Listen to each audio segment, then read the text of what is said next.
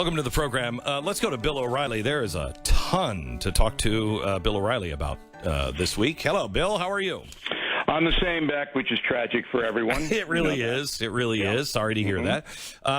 So let's start with what happened in New Mexico. And I think the clarifying moment here should be for the press. Why so many people think that the press is the enemy of the people, and I don't feel that way. I think they're a helper to ignorance, and they certainly have an agenda. But you could look at the case in New Mexico and say, maybe this is why so many people think you're an enemy of the people. What are your thoughts on how they covered this Islamic extremist camp? Well, you know, we've always known, and this was kind of stunning, that there was a hesitancy on a part of the New York Times. They led this attitude, press attitude, hesitancy to condemn Muslims who were violent. I think that's about as accurate as I can make it. There's a hesitancy about it because in their mind, Muslims are a minority in America, and you know how the white people treat minorities, and if we start to report accurately on them and their violent tendencies, then peaceful Muslims will be attacked. So it was all that. You know, it's not like, okay, we have to tell the truth. It's if we tell the truth, then this is going to happen because we live in a white supremacist society. That's what they always do. So that's the origin of, you know, let's hesitate. And this New Mexico story is part of that. Oh, it's just one place. They're crazy people. We can't make a bigger point on it, so we're going to ignore it. And that's the story. But you can see how people who understand we are not a nation that is rounding up Muslims. We have been unbelievably tolerant. Yes. Right. Even after 9/11, there wasn't any outbreak of violence against Muslims. But if you really want to carry it a step further, can you imagine if this group in New Mexico were white supremacists? Exactly right. If they were just NRA members. Or anybody like that, it'd be 85,000 live shots. Spike Lee would be down there filming a movie. Look at these people. So you saw knows that this double standard exists. So you saw the coverage of the Bundy Ranch, and you remember there were helicopters. It was everywhere. It was huge. However, because after the police finally stepped in Portland and sent everybody home, we find out that Antifa had taken and really kidnapped federal agents. They had kept them against their will, blocked them in their own building, the ICE building, and wouldn't release them. ICE calls for the police. The police say, the mayor said, we can't help you. Federal agents had to come in. Where were the satellite trucks? Where were the helicopters on that, Bill? Well, it's even worse than that. You had individuals, one of whom owned a food truck. Yes. Calling the local Portland police. I worked in Portland. I don't know whether you know that or not. I anchored the news on KATU. Beautiful town. And when I was there in the 80s, it was liberal, but it wasn't insane liberal. Now it's insane liberal. So there were individuals who felt that they were in danger, American citizens, and they called the police, and the police simply were ordered by the mayor, who is also the police commissioner. How insane is that? Yeah. All right. They were ordered not to help the non-involved citizens. Non-involved citizens that felt threatened. Right. People who were just around that compound selling hot dogs. So what you have is a violation of the mayor's oath, because he swore an oath to uphold the Constitution, and part of the Constitution is that law enforcement protects people in danger. That's why we have law enforcement. That's why they got those powers. That's why they carry a gun. That's why they're allowed to arrest you. So you're right. I mean, I didn't see CNN down there. I think they mentioned it, but not. No, it wasn't. You see the Bundy Ranch? You see the Bundy Ranch? But on BillO'Reilly.com, my solution to the problem, as always, was very clear and very vivid. I said that they should send Paul Manafort to Portland, Oregon. Okay? So Manafort, just maybe on a weekend furlough from his solitary confinement, could just go to the Rose City, then everybody would be there and report on it. When it comes to, let me go back to the Taos story. When it comes to this story, you have Linda Sarsour just at the last ISNA conference praising as a mentor, as a guy who plays a big role in her life, is calling her and encouraging her and teaching her about Islam. This guy that she says is the father of this guy who was holding these children and teaching them how to kill. Does this play any role in the media not covering that Linda Sarsour, who was the founder and one of the lead organizers of the women's movement? I don't think so. I don't even think the media is smart enough to put that together.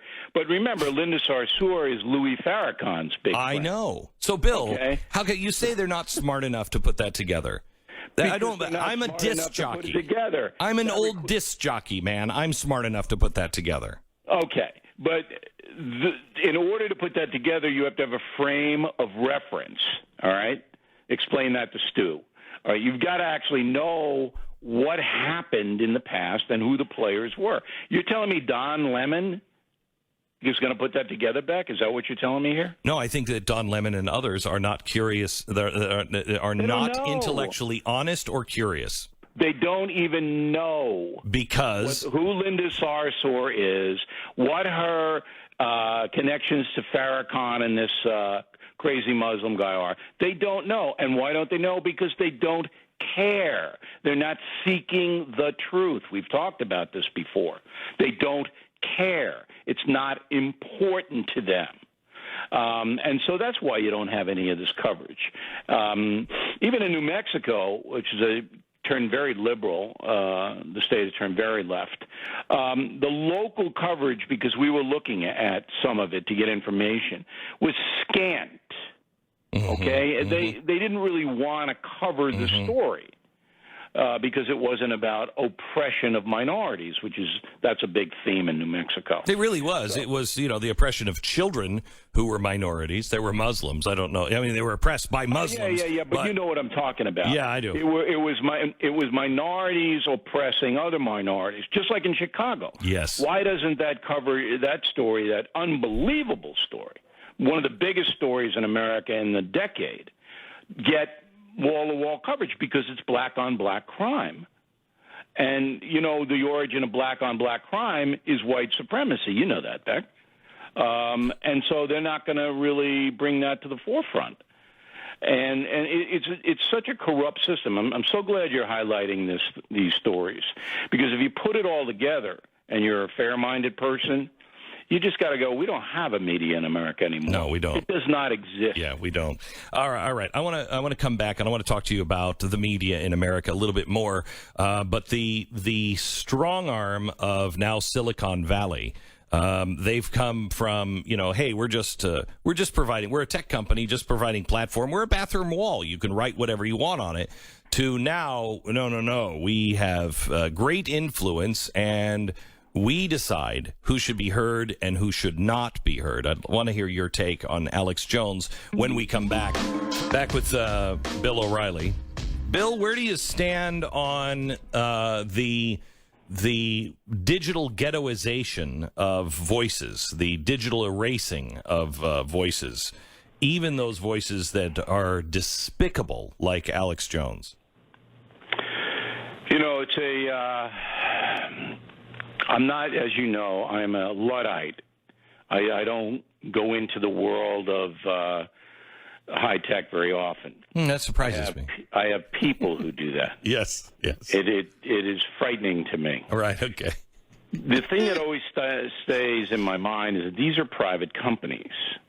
All right? Now, there's also a complicated thing is that they're allowed to operate on the American grid which the public really owns. So there's a crossover into what they do. It's not just a private company like a car company or something like that would be. I don't believe in censorship, but I think there's got to be regulation of defamation and rank attacks that are untrue on people. It's got to be some kind of regulation. The problem is that there's not very many people qualified to do that. Mm-hmm. I mean, these people who run these high-tech companies, they don't know very much about editorial. They don't know what's right and wrong. They don't have a staff that checks anything. It's all about political correctness to them. I mean, Laura Ingraham got attacked this week for making a demographic comment that she put into some kind of context. You may disagree with it, but all of a sudden she's a white supremacist and they're just ripping her up. You know, that kind of stuff is really dangerous. But I think the government has got to basically have some kind of regulatory capacity about what is legal and illegal, not what's right and wrong. But if there's an illegality involved in like, let me give you an example, inciting violence, so that if you have a commentator that says you kill all Irish people, yes, Irish people are evil. Well, let's use a real example. Louis Farrakhan. Right. He's a hater. But, you know, Farrakhan is interesting because when he writes his speeches, he doesn't come right out and say, he talks generally.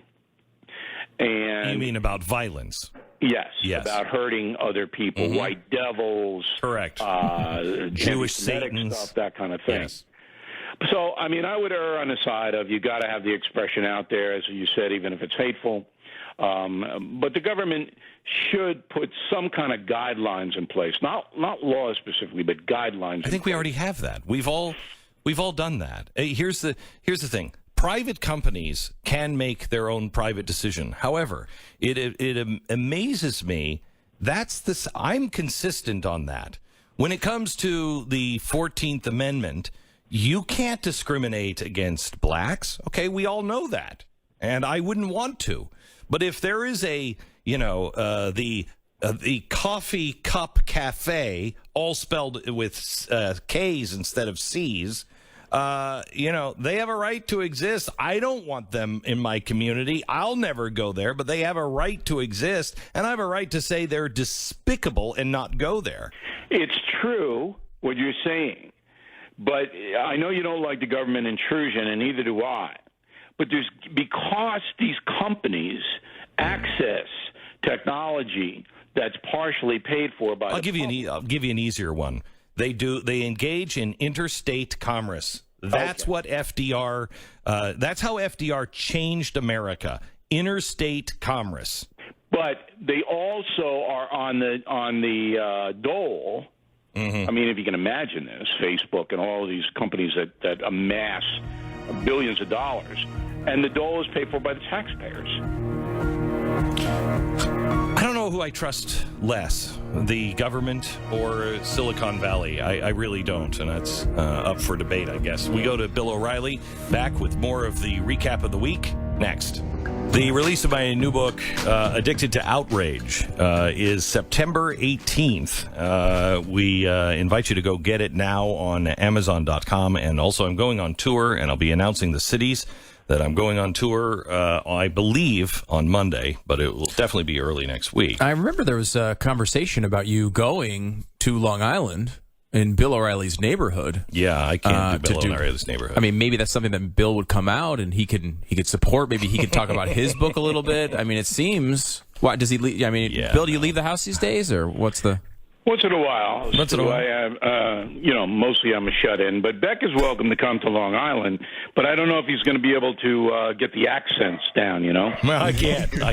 I don't understand the Long Islanders, I guess. Yeah, it's like, hey, is that Beck? Is that Glenn Beck? Yeah.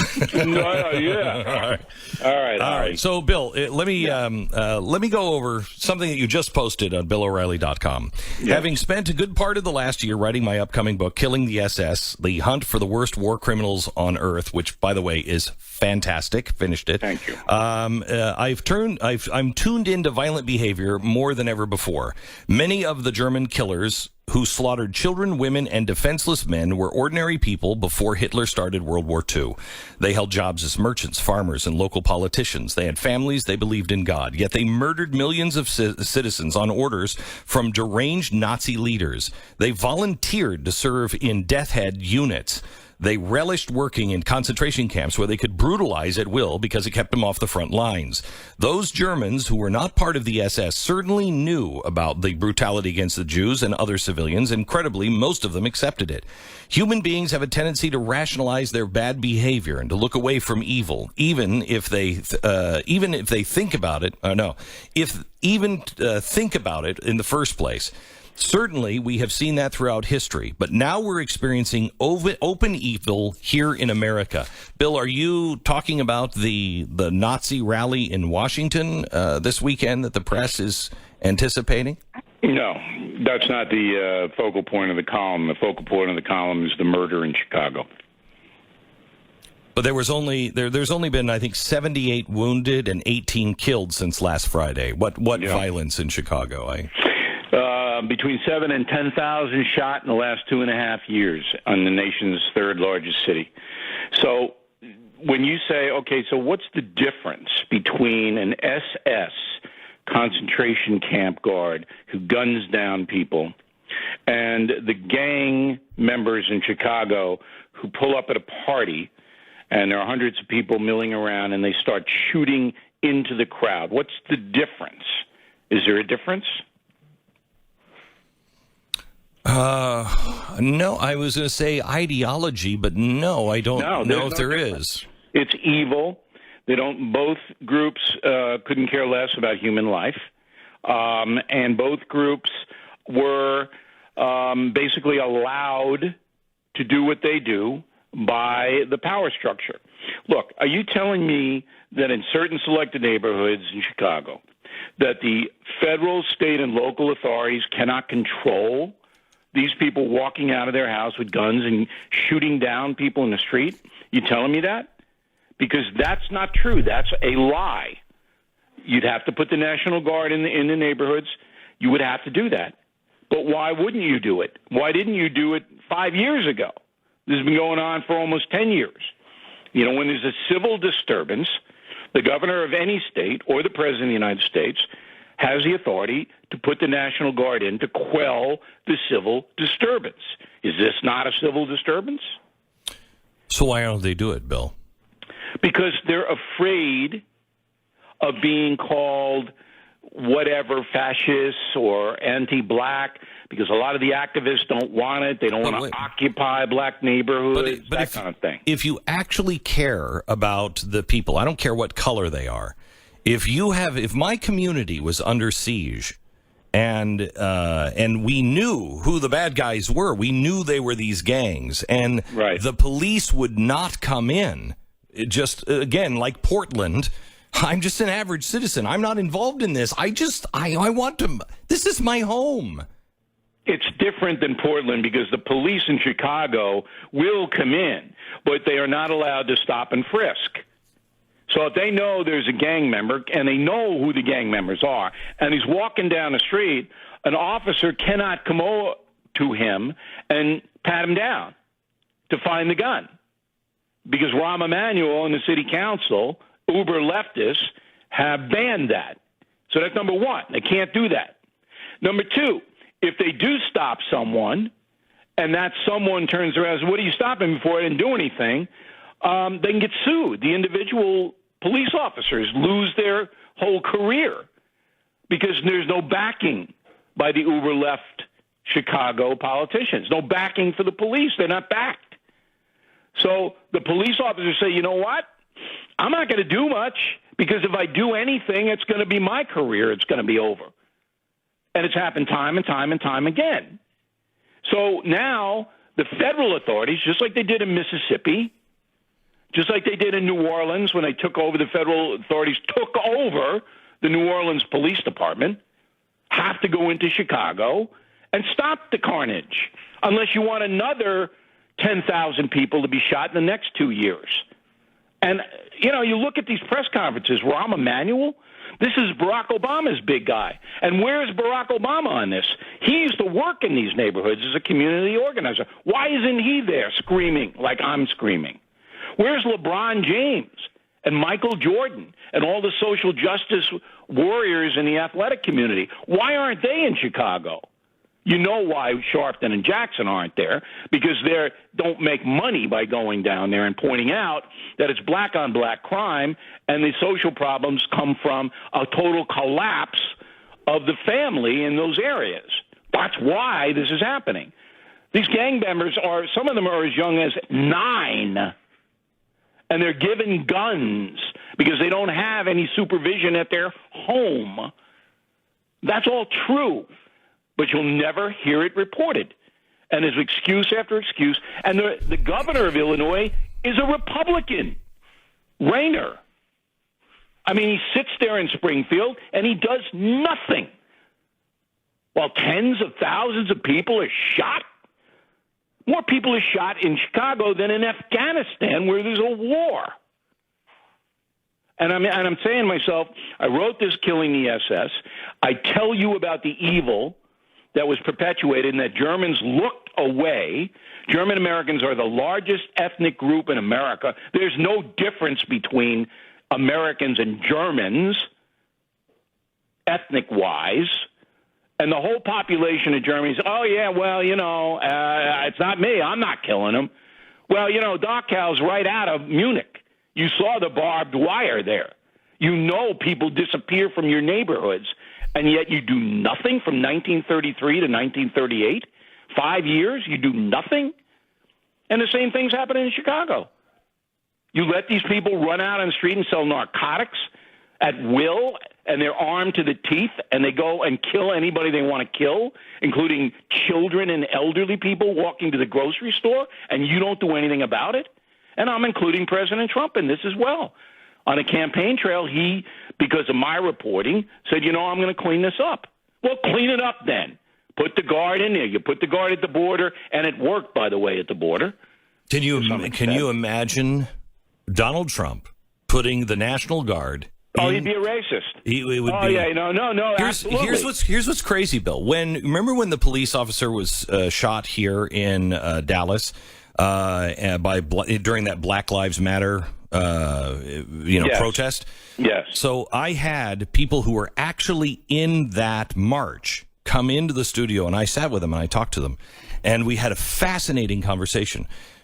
Many of them, none of them had actually read the manifesto of Black Lives Matter. They were only marching because they felt like no one was listening to their pleas. And I had mothers and grandmothers who said, we're afraid of our own grandchildren because this evil has come into our community and no one will listen. So we are deemed racist if we do focus on it, and we are racist if we don't focus on it. But there's a bigger question, because everyone knows if these gang members were in Beverly Hills, this would have stopped the first week. So if it's not going to happen in a white community, and there isn't one white community in the country where it does happen, not one, then why are you allowing it to happen, Rahm Emanuel, in a black neighborhood? Can you explain that to me? No. There's silence. Because poor black people in America are not deemed important enough to take action to protect them. That's racism. Bill O'Reilly, I'm going to take you way out of your comfort zone. Did you watch Jimmy Kimmel and Kanye West last night? No, I did not. Are you kidding me? No, honestly. No. Why would I watch Jimmy Kimmel and Kanye West? Listen to me. You should watch this. You should watch this. I know what happened. I get reports, but I can't and actually put my eyes on them. You should. Kanye West is one of the bravest people in America today. Here's this guy who has wild success and said, it took me a year and a half to work up the courage to say what I said about Donald Trump. A year and a half. He said, because everyone said they would destroy my career, they would destroy everything I have, and I'd be wiped out if I took a stand. But I felt I had to because I'm not going to just go along with the crowd. That's amazing. Let me ask you two questions since you saw it and I did not. Yes. Did Kimmel give him a hard time? Oh, yes, of course he did. But they're friends, and so it was friend barbs. So it was friendly jabs. Yes. Did West explain why he supports Donald Trump? Kind of. Yeah, he didn't get into real policies. He kind of did, yeah. Was there an overarch you can tell me? Why does Kanye West like Donald Trump? No, he didn't. He focused more on the fact that society cannot tell people what to think. Okay, I got that. I'm just curious if and I told you the story about me and Kanye West in the elevator. No, I don't remember that. One time I was in Madison Square Garden, and I'm leaving the game, and the elevator door opens, and there's Kanye West in short pants, and with two guys who are 7'8". Yeah, and it was very and about 800 pounds each, I'm guessing. Right. Yeah, very tough to get in the elevator. Right, because I had my two guys who were 7'8". Yeah, and so we were all jammed in, and he knew who I was. But he wasn't going to give me the courtesy of a hello or anything like that. And I said to him, I like your pants, Kanye. See, that's So he wasn't nice to you after that. No. Very few people are nice to me. Like you and Stu were nice to me. But that's it, pretty much across the board. All right, Bill O'Reilly from BillO'Reilly.com. Do you have a date on your book yet, Bill? October 12th, I believe. We're going to move it back. And let's talk about that next week because Woodward's book is coming out. I know. And that'll be an interesting discussion. Yes, it will.